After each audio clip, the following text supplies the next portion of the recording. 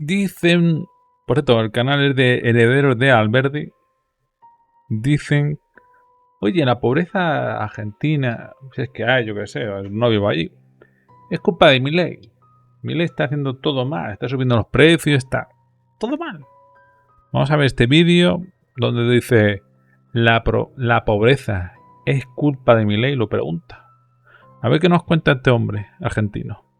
No olvidéis dejar un like y bienvenido a mi canal de Argentina. Buenas noches familia, esperemos que hayan tenido un excelente martes. Ya estamos en octubre, otro mes sin que los cucas puedan cumplir su fantasía de ver caer a Milei y otro mes con nuevos proyectos. Argencimia, un nuevo canal donde vamos a estar resumiendo todas las falopeadas que pasan en Argentina fuera de la política y el resumen económico. Una suerte de síntesis de lo que pasó con la economía en el mes anterior, en este caso septiembre.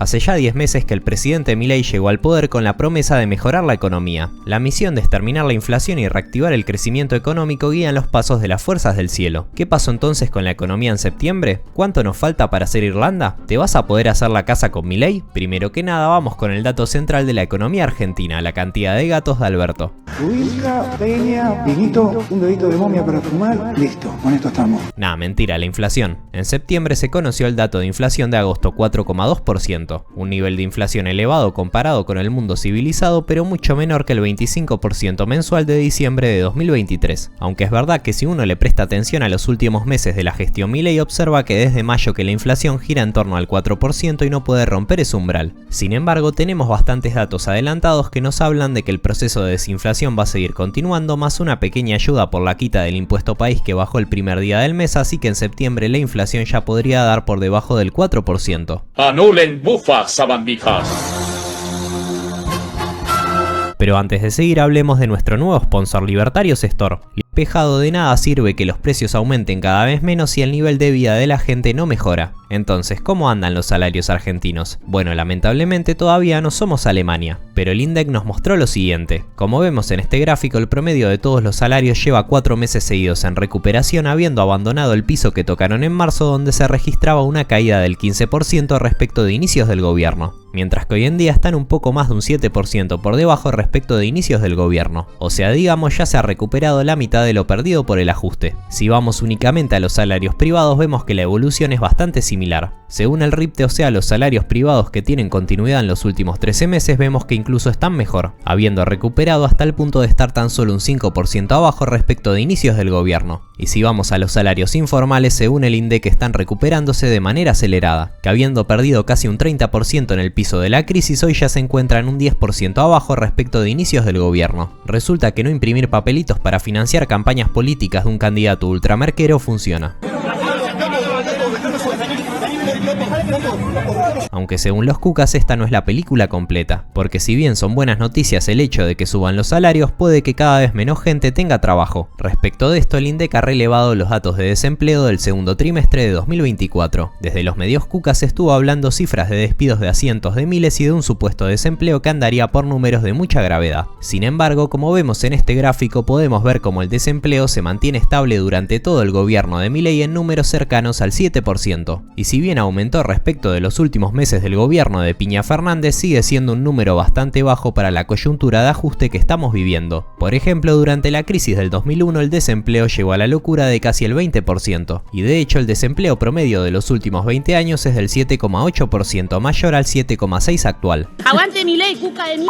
Por lo que el desempleo todavía está lejos de llegar a números rojos. Pero claro, no debemos olvidar el propósito de la mejora de nuestras condiciones laborales, que es la disminución de la pobreza, o sea que todos seamos más ricos. ¿Cómo va el país en ese sentido? Bueno, la verdad es que se relevó un dato bastante alarmante este mes, que es la pobreza del primer semestre de 2024 medida por el INDEC. Según este organismo, Argentina transita niveles de pobreza del 52,9%. Y si bien todos ya sabemos que este país es un mar de miseria, lo que impresionó fue el salto respecto del segundo semestre de 2023, donde la pobreza pasó de 41,7 a 52,9%. ¿Esto quiere decir que las fuerzas del cielo nos están abandonando? No, la realidad es que la pobreza lleva aumentando desde la década pasada porque el motor que se encarga de reducirla a largo plazo, o sea digamos el crecimiento económico, está totalmente frenado. La economía argentina no crece hace 12 años y el alza de la pobreza es algo natural en ese contexto. Por lo que visto desde el largo plazo, este gobierno no causó este nivel de pobreza, sino que es un problema que viene de décadas. O sea digamos cuquismo al palo. Y si gente. Como soy peronista, lo único que tengo para comer es polenta, no comemos otra cosa. Sin embargo, es verdad que la pobreza pegó un salto muy grande desde los últimos meses de Sergio Tomás de la Buena y el gobierno de Milei. Bueno, la causa que probablemente más incidencia tuvo en este salto fue la devaluación del dólar oficial en diciembre de 2023. Recordemos que Argentina tiene cepo, lo cual resumidamente significa lo siguiente. En este país existen principalmente dos tipos de cambio: el dólar blue, que refleja un precio más cercano al valor real del dólar, y el dólar oficial, que tiene un precio que lo controla el gobierno. Esto tiene muchos efectos y uno de ellos es que todos los precios que siguen el valor del dólar oficial tienden a aumentar por debajo de la inflación. O sea, al establecer un dólar oficial muy barato ayuda a controlar la inflación en el corto plazo, por lo que el gobierno más científico de la historia, o sea el de Alberto y Massa, decidió atrasar el precio del dólar oficial respecto del dólar blue, como hacía muchas décadas no sucedía en Argentina, para contener la inflación. ¿Cuál es el problema? O sea, conforme más se exagere la brecha entre los dos dólares, más se disfraza la inflación, pero más se destruye el crecimiento económico, por lo que es una medida insostenible si no queremos ser Camboya. Entonces Milei en la primera semana de gobierno realizó la famosa devaluación. Es así que llevó el precio del dólar de menos de 400 pesos a 800, disminuyendo el daño que el cepo le hace a la economía, pero agravando considerablemente la inflación que la brecha cambiaria estaba conteniendo, por lo que la inflación pegó un salto muy grande, pasando del 12% africano de noviembre al 25% venezolano de diciembre. Venezuela no es como te dicen las redes. Este fogonazo inflacionario de los primeros meses del gobierno de Milei pegó como Alberto y generó un salto enorme en la pobreza debido a la brutal caída de salarios. Pero como vemos en, por ejemplo, las mediciones de la UCA, la pobreza ya tocó techo en el primer trimestre de 2024 y desde ese momento que está bajando, justamente porque los salarios llevan varios meses seguidos ganándole la inflación. Este comportamiento de la pobreza era bastante predecible debido a que en la mayoría de los ajustes suele ocurrir algo similar. Fijémonos, por ejemplo, como durante la crisis del 2001 la pobreza tocó su techo máximo en 2002, momento en el que Duhalde realizaba el ajuste, y luego de que el ajuste fue realizado la pobreza empezó a bajar, y se espera que suceda exactamente lo mismo en este gobierno. Luego, yéndonos del momento Seiza y volviendo al optimismo, salieron datos del índice de actividad económica. Resulta que la economía creció 1,7% en julio, realmente mucho, y de hecho ya están niveles similares a los últimos números que dejó el gobierno del primer feminista.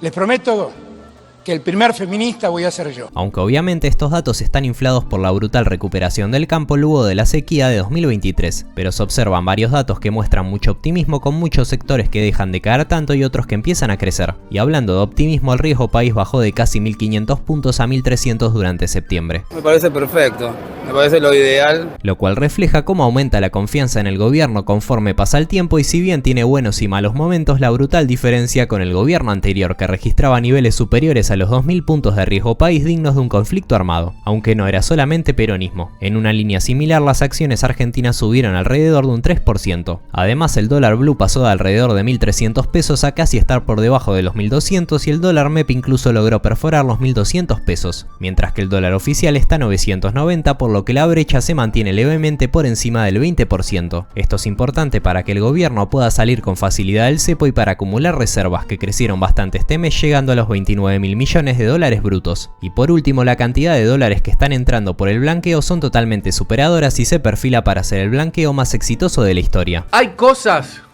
en las que hay que ser termo, viejo. Así que bueno, ya saben, falta un año menos para ser el país más rico del mundo. Hasta la próxima.